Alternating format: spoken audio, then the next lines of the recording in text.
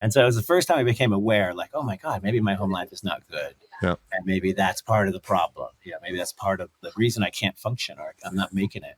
And so, I went and told my counselor, hey, this is what's going on. And, it's not normal and da, da, da. And she's like, well, you got to stop doing crime because that's what's going to take you away. I'm like, oh, hold on 1 minute.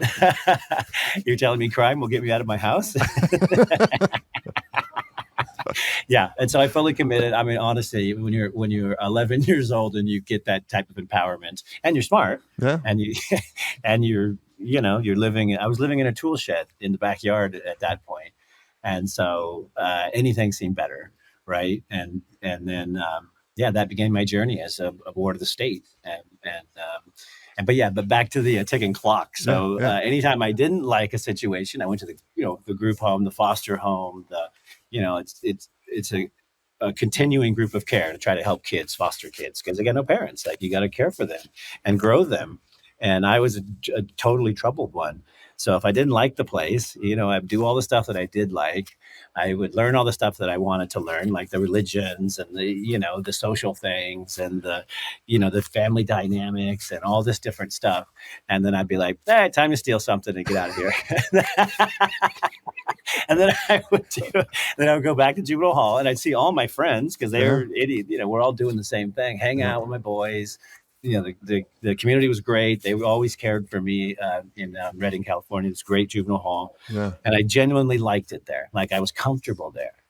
And so when I wasn't comfortable at these other places, I'm like, well, maybe we'll just steal that and then and just be an idiot about it. Like, brazen, like just stick a big bottle in my jacket and walk away, when everyone's watching. So because the real desire was to get back to that place of comfort. To go back to my team where I felt, where they were really truly helping me. Like, they were like, okay, well, that didn't work out for you. So now that you're here, we're going to have to move you over here and do that. I'd be like, okay, well, that makes sense. Yeah, that tracks. But they'd always tell me, if you don't change your ways, you're going to end up in prison. Everybody would tell me that. And I would just laugh at them. Yeah. Because I'm like, what are you talking about? I'm like, I'm wicked smart. I'm and then years later, I ended up in prison. So let's talk about that. So it gets serious enough that you actually get sent to prison. And so what was that like? Because it didn't seem as, at least when you wrote about it, it didn't see. I've read several books on I don't know why, but I've read several books about people going to prison. I got to examine that myself. But it didn't seem to be like incredibly traumatic or scary as hell for you, like it is for so many people that go in. Yeah, well, I do think that, just being intelligent, not that I'm smart, but I have a high IQ. I am not educated. I just have a high IQ.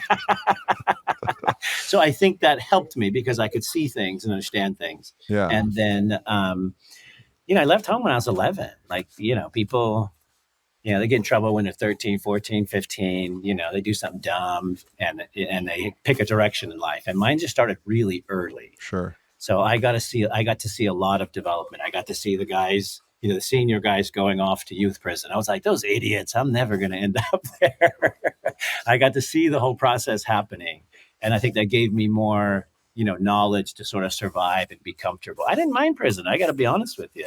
It gave me all the time in the world to think, to really, truly educate myself. I wasn't educated. I didn't know I wasn't educated. I was just smart.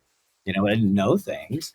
And so that gave me all the time in the world to do that, to focus on myself, to really get in touch with myself and my own spirituality. Because you got 3.5 years, just going to sit around and try to survive.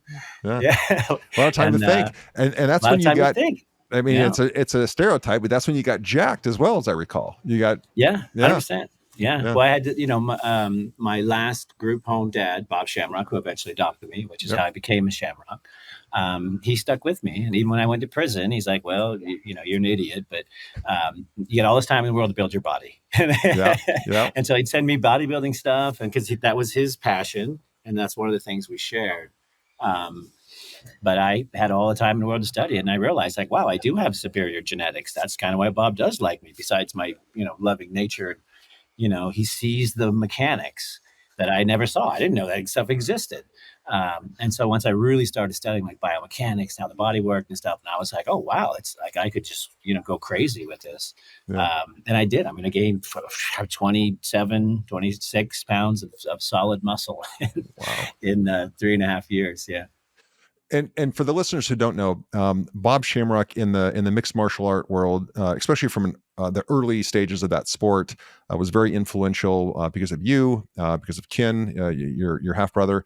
But just for the audience, if you can, 30 seconds on Bob as far as what he did and how many lives he really did change and who he was.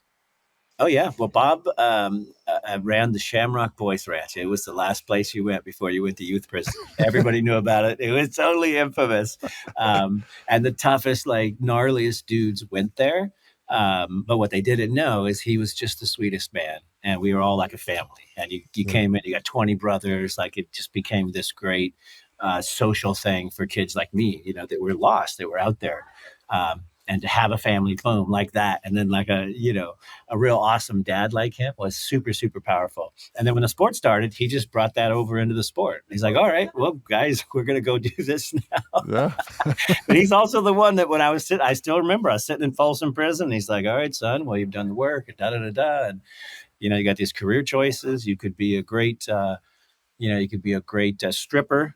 That's that's an option. That's a vocation. That's a vocation. And I was like, okay, Dad. And then he's like, or this fighting thing, this UFC thing is starting up. It's kind of like wrestling, And he just sold both of them like they were nothing. And I was like, oh, why don't I really did screw my life up, didn't I? I could be a stripper or a cage fighter. That's awesome. Yeah. Yeah. So yeah. Wow. Yeah. Good man, though. Good man.